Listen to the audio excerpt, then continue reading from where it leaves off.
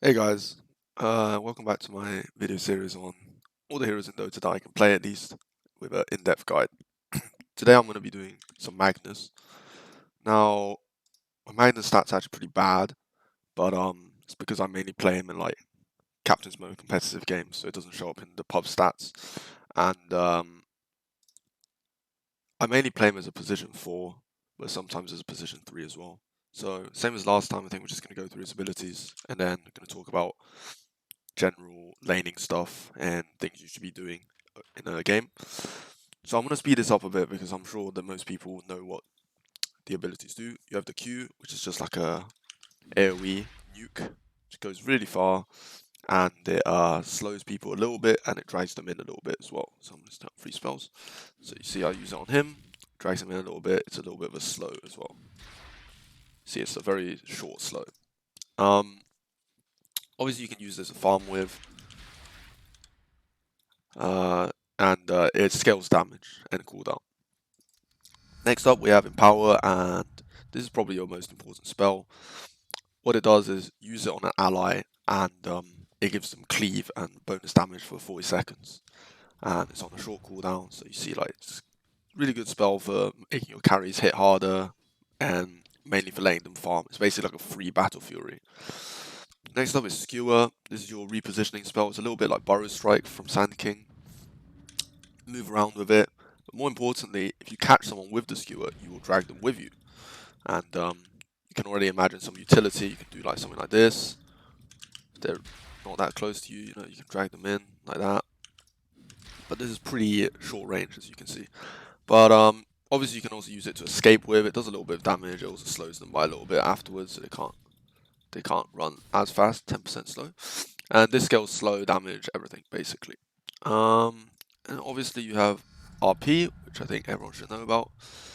This is just the AoE stun that goes through BKB, so it will still stun them, and it lasts a very long time, and it's also on a very long cooldown, 130 seconds.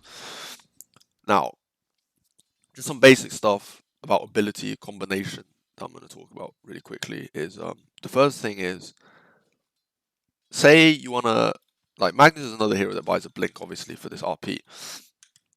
Say there's 2 dudes here, and say your teammate is here. You blink in, RP, then you walk here, and then you skewer them into your team, obviously, so they can kill them. It's actually a much faster way of doing that. What you have to do is, after you blink in, you turn your hero as you RP, and then you press R. So it'll look something like this, and then you see it's like one swift motion. You can skewer them back because now they're facing the right way. So just again, Shift R. It's basically, I'll do it without the blink to make it slightly easier to see. You click back here once, you press R at the same time, and then you just skewer them. The other thing I already talked about is sometimes maybe you and someone is trading hits next to a tower. You can do this to drag them onto the opposite side and skewer them into your tower. This happens a decent amount, especially on offlane, like their carry is going to be hitting you, maybe. Then you want to do this, and then you can skewer them in if they're really, really melee range. The other thing is your Empower, it doesn't work on ranged heroes. You see this range creep does not cleave, but it does give him some extra base damage. So this could be quite useful to put on Drow or something like that with high base damage, like Morphling maybe. But this is mainly for carries that are melee and it helps them farm creeps. Or PA Jug, you know, synergizes Omni slash coup de grace. Right, so that's basically all the spells that you need to know. Next up, we're going to be talking about in-game stuff, and I actually haven't played those in like 2 weeks or something, so I don't really have any replays to show. But I will just show you in a lobby your overall game plan. And at the end of this video, if you want to watch until the end, I will answer some questions from the last video. There weren't that many, so basically, as position 4 Magnus, I forgot to mention by the way, Magnus is usually played as a position 2, 3, or 4. He's not very often seen 2 anymore. But 3 and 4, he's kind of rare, but I think 4 is actually quite good. You want to start boots, because you're not really going to be playing the lane. So you don't need your stout shield and any of this, you just need to walk fast. Next item is like up to personal preference. Some people buy Mangoes, some people buy Tangos. I usually buy Tangos. Just depends on how much you want to cast spells. And since you're playing position 4, I'm going to turn on all vision really quickly, just so it's easier to see everything. Right, so you're playing position 4. Generally speaking, you want to start by getting the runes. Just trying to think if there's any way I can control the enemy heroes, but I don't think there is. So anyway, as with every other position 4 in the game, you want to be standing up here, just looking. If you're position 3 standing here, then you can look here. Just make sure you don't get ganked by some 5-man gank. You'll never level your Q first, unless it's to get a kill with. So you can pretty much never level that. It's usually W, E, mostly E. Now, this rune, it's actually quite an easy way for Magnus to contest this rune. Let me just see if I can create hero, enemy, axe. Okay.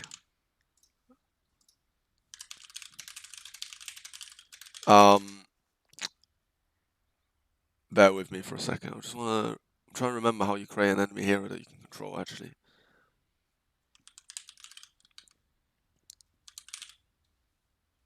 I think it's like create hero, axe, enemy, maybe?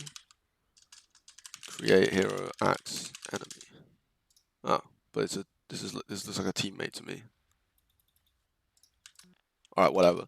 Basically, the idea is, when people come to contest this rune, you want to use your skewer so that you skewer them up here while you remain on the low ground. So basically, you want to press it here, and then they're going to be stuck up here. You take the rune for free. Alright, next up, you don't really want to be playing this first wave because Magnus is quite weak. He's just a melee hero, you know, he's not going to do much to help his position 3. What you want to do is you want to hide here while he's playing 1v2 basically. But it's all going to pay off. You go here. Alternatively, you can also go here, but it's the same thing. You want to steal these creeps like so. And you just want to move this axe in case it gets in the way. So just imagine that axe is my offlaner, right? He's just like chilling in the lane, doing whatever. So I grab these creeps at minute 1, because you can't grab them minute, the first creep wave because they don't aggro. Notice how when I walk up the cliff there, I turn around to let the range creep hit me, or it's going to de-aggro. Here I like to cut this tree because sometimes it ruins the vision game a little bit. Now, the creeps are next to each other, as you can see. You can miss one last hit here, it's relatively fine. And then this camp is 56 or 55. You just want to stack that real quick. And then you come back here, and then, you know, I missed the last hit there, but it's no big deal. You just want to make sure that all your creeps are going to die. Make sure you don't tank range creeps too much, and then try and make it so that this range creep is in deny range before this enemy range creep dies. And then after that, you want to deny this range creep. Okay, so as you can see, what this has done is this has allowed my axe to get a wave of XP quite safely under the tower because they're busy last hitting, and I've just denied an entire wave of XP from the enemy team, and I also got 4 last hits out of it. So just imagine he's got a counter helix or something like this. Like a hero that can play 1v2 is ideal because he's going to be playing 1v2 quite a lot.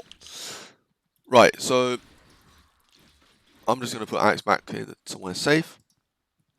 So as you can see, the next thing you should be doing is you should be running all the way back up here, and you just want to be stealing every second wave, I would say.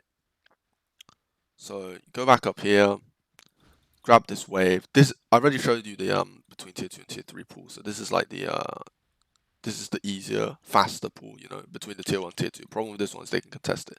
Once again, make sure that the range creep hits you when you're going up high ground, or it's gonna aggro off. Make sure you cut this tree just to make it slightly easier. And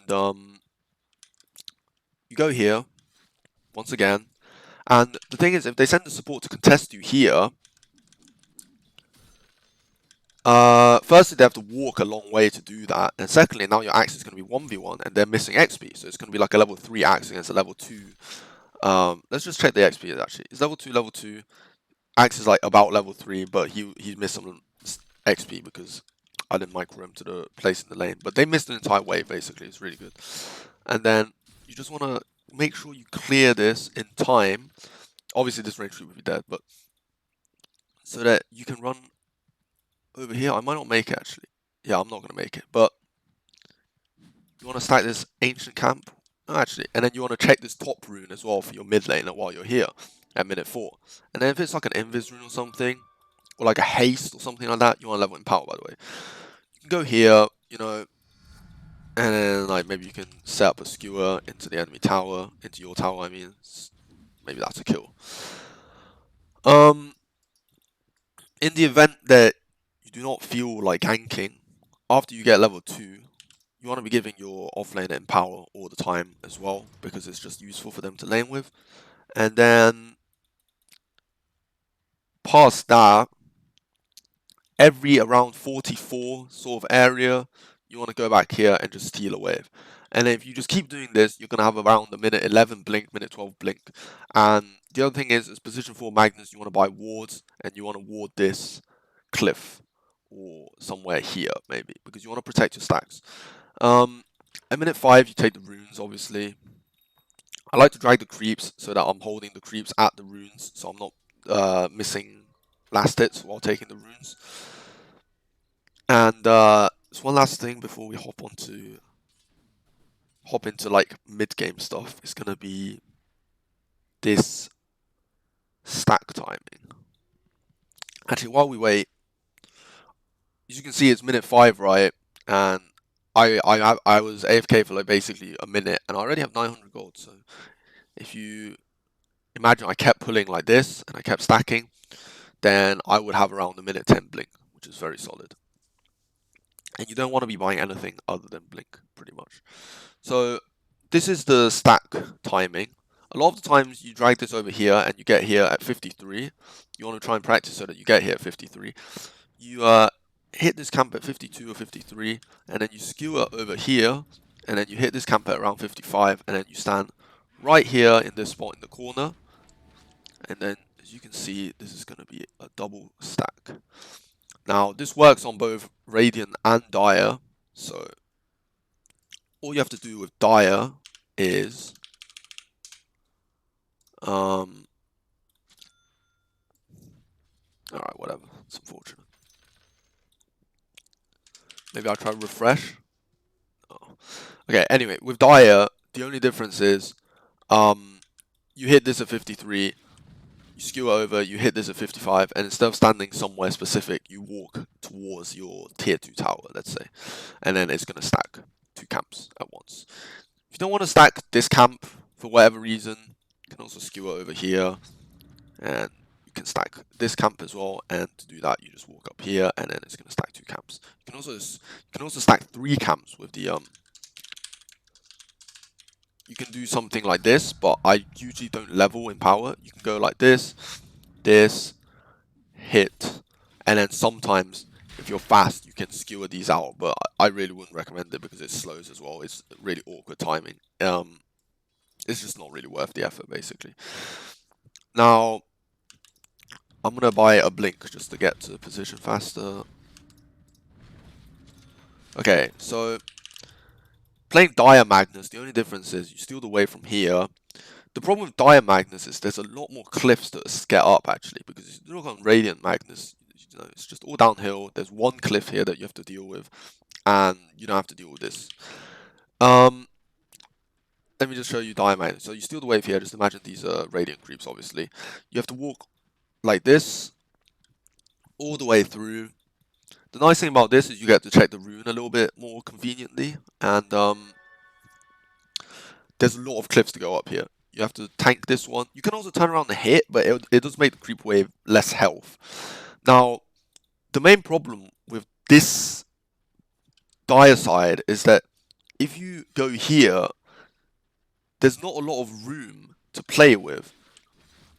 This is going to be a really small pool, and you might not be able to deny this range creep. So, for Dire side, you usually want to be pulling them all the way to here. And if you get here too early, then you're gonna have to tank the creeps a little bit and just run around like this. Just run around, don't die, obviously. And obviously these creeps will fight here.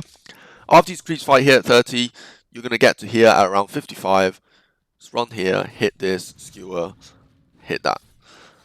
And after that, you just empower your carry. They you know, they'll deal with it. Whoops. Just imagine my carry is an axe. See, he's now getting mega farmed or whatever.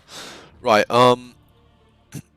The other thing in this position for Magnus is that your general game plan is just going to be following around your carries. So basically, you're going to sit here in your fountain. You're going to level up 4. This is the skill build, by the way. If you take a level in Q, I usually take 2 levels in E. But you always max your W, you always take your ult, obviously.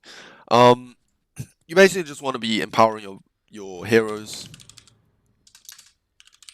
Just like non-stop. Is it on WTF? Yeah. So you want to be empowering your carries. Let's just imagine this axe is a carry, and you know, when you have level 7, you tell your carry that, oh look, I've got a big stack here. And they run over, and obviously this is kind of a bad example. He's level 3, and axe is not the best hero in the world at something like this. But yeah, they get a lot of farm. You get a lot of gold for stacking. And you want to buy some clarities because you're not going to be buying arcane boost. This costs 90 mana. You only have 400 mana pool, and you basically just follow your carries around, empowering them, and then claritying. You might be thinking actually, early game, how should I be using my RP? Well, basically the RP, since you're position 4, is not really a big deal. So you basically want to be using it for any solo kill or like any solo sort of pick off. You can do something like stand here, skew in. You know, like straight up RP from here. If you want to do it from behind, obviously you can do like a smoke gank. You can sit here. You know, like this is like he's mid laning or whatever. You run in, you RP him, and then you skewer him into your tower, and then you can even drag him in a little bit more, slow him under the tower. As for landing big RPs, it's not really necessary, you know, like if it's a situation like this and you have your blink, you might be thinking, oh yeah, just walk here, land the 2-man RP like that and then skewer them in. But it's actually not a big deal as Magnus, position 4. You know, if it's something like this, obviously you can blink here and skewer, get them both, but if it's only one, then just go here, get their carry, do the spin, and like I said, push them into your tower. It's also a lot of use for the skewer as well. You can always blink behind and then skewer them in. This is a really nice way to initiate for your team. You can, if you're not feeling so confident, like it's kind of out of range like this, you can also do this and then skewer them in like that. Like I said before, if they're going to fight you on the tower, if they're going to fight you like this, you can always skewer them in like that. Now, as for further itemization, you're not really going to be farming anymore or stacking anymore past minute 12-ish. You basically just want to stack this a lot and check runes and keep stealing waves for your offlaner and buying your blink. And past that, you're just going to follow your carries around with clarities.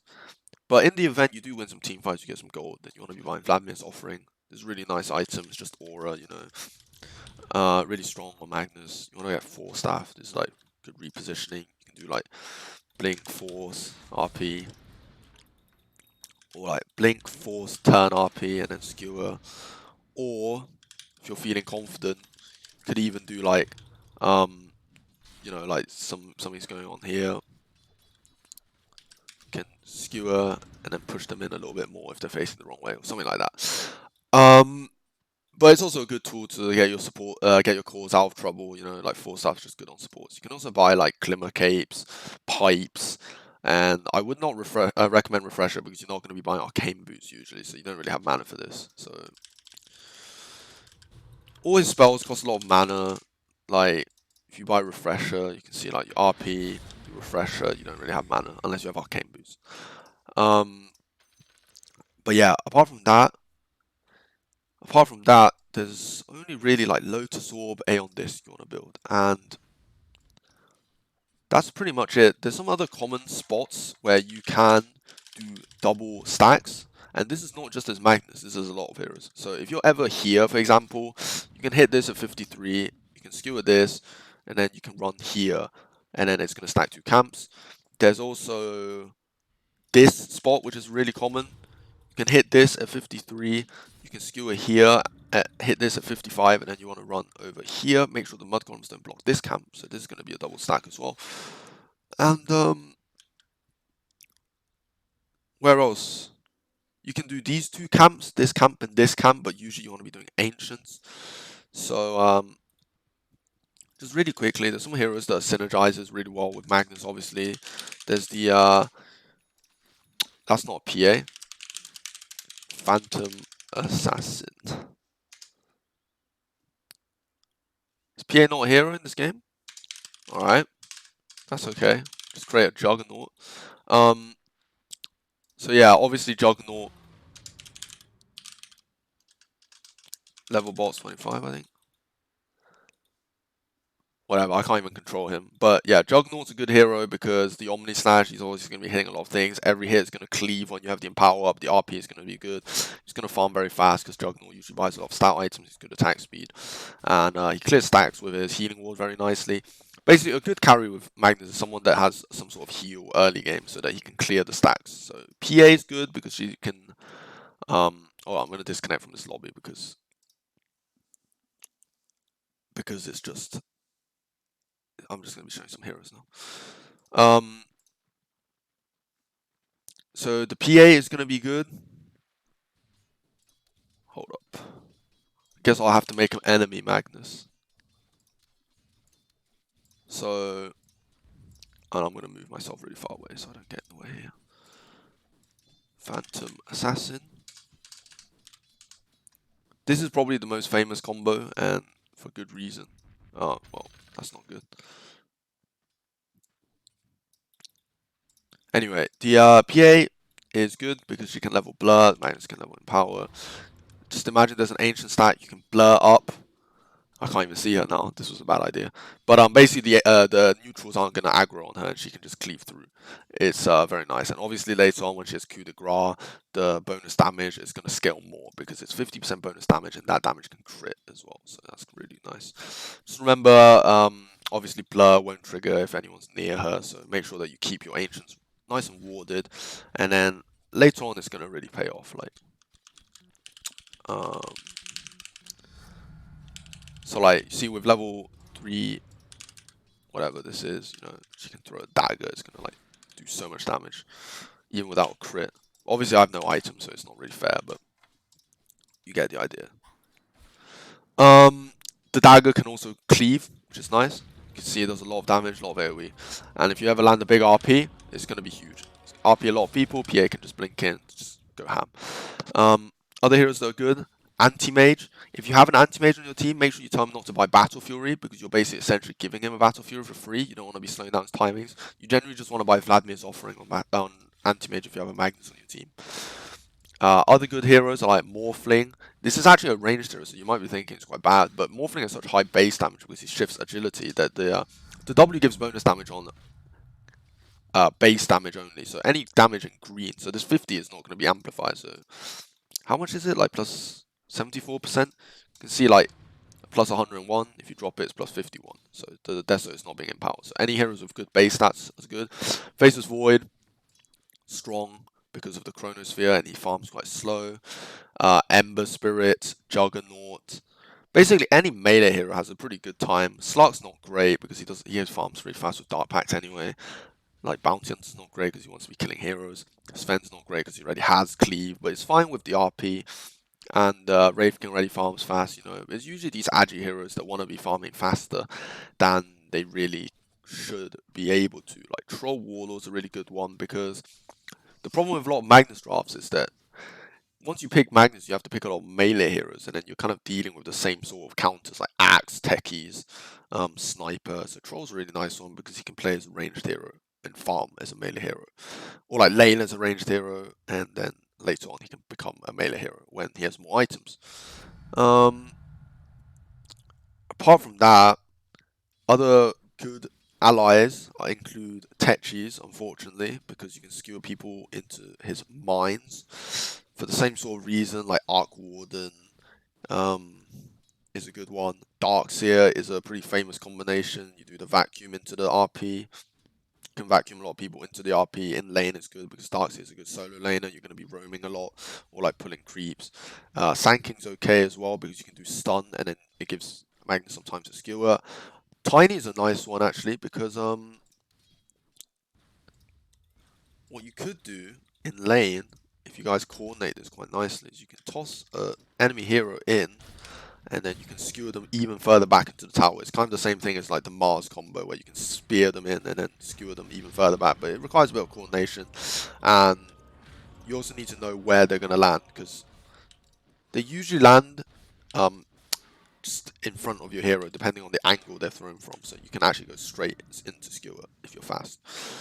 Also, it's just a lot of AoE damage, like you can do some avalanche into RP or like RP into avalanche, and then you can like toss avalanche. But yeah, I think that's pretty much it. I think there's only talents really to go over now. For talents, you want to be taking 200 health, you're not going to be attacking, you want to be taking 12 strength. Generally speaking, this is kind of a toss-up. I usually take skill range, and for this one, it's obviously this. And the skill range is pretty nice. Just helps you get a lot more picks. When you don't have RP up, you can do just a skewer. So, yeah, I think that's pretty much it, actually. So, you can go ahead and close the video if you want. Unless you want to hear some answers about some Sand King issues from last video. So I received some comments. So the first one is, what are some position 4 heroes you like to have in your lane when you're Sand King? Generally speaking, anything with stun is going to be good because then you can stun into stun and kill people with it. Something like Grimstroke is nice because you can position yourself to make sure the Ink Swell hits. It's a lot of magic damage. The Soulbind with the Burrow Strike will hit 4 times if you do a Q on both of them. It's a really nice hero to have in lane. Rubik is good because Sand King has some very bad statistical problems. You can't really trade hits. The Fable is going to reduce people's attack damage. It's just a really good position 4 to have. Ancient Apparition, I already mentioned. This W is really, really strong with all your magic damage. The Cold Feet can be comboed with the Burrow Strike, and the Ice Blast plus Epicenter will kill anyone. And A is also a strong trader because of Chilling Touch. So ranged heroes are nice as well because Sand King's melee. Other good ones are like the Lina, because Lina's just really strong. It's another stun into stun. She's a really strong trader. A lot of magic damage on the lane, lots of damage in general. She can buy Basilius for you because you are 2 armor. Mirana is good. Another Basilius carrier, another stun into stun, a lot of magic damage once again. The Moonlight Shadow is actually pretty useful for you to get in position as well before your blink. And Dark Willow is good, magic damage. But yeah, the it's not really about who's good with Sand King, it's more about who's bad with Sand King. And to be honest, there aren't that many heroes that don't synergize with Sand King. Like even stuff like Dazzle, you might be thinking because of the poison touch, you want to be hitting people a lot, right? But you can do stun into Shadow Wave, and if he's level Caustic Finale, this is going to kill a creep wave, and it's going to do so much damage. So there's not really anything that's super bad with Sand King, but there's some heroes that are slightly better. But it's mainly ranged int heroes that do magic damage or continue your stun with your Q that are good. Stuff that are bad are like just weak laners, but they're kind of bad with everyone.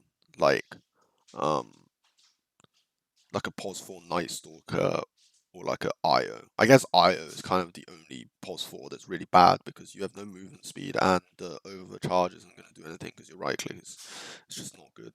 And you're going to be playing so stationary that the tether is not going to help you at all.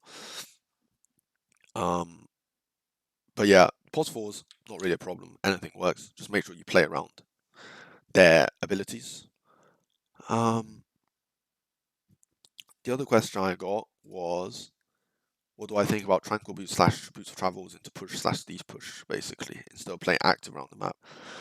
I mean, it's fine, I guess, but I think Tranquil Boots are pretty bad on Sand King because, I mean, you don't really want to spend 13 seconds not attacking or be attacked more specifically. Like, I guess it synergizes with your Sandstorm, but you already have the regen from Veil, and like I said before, movement speed is not really the be or end all on this hero. It's kind of overrated. I don't even take the 20 move speed talent.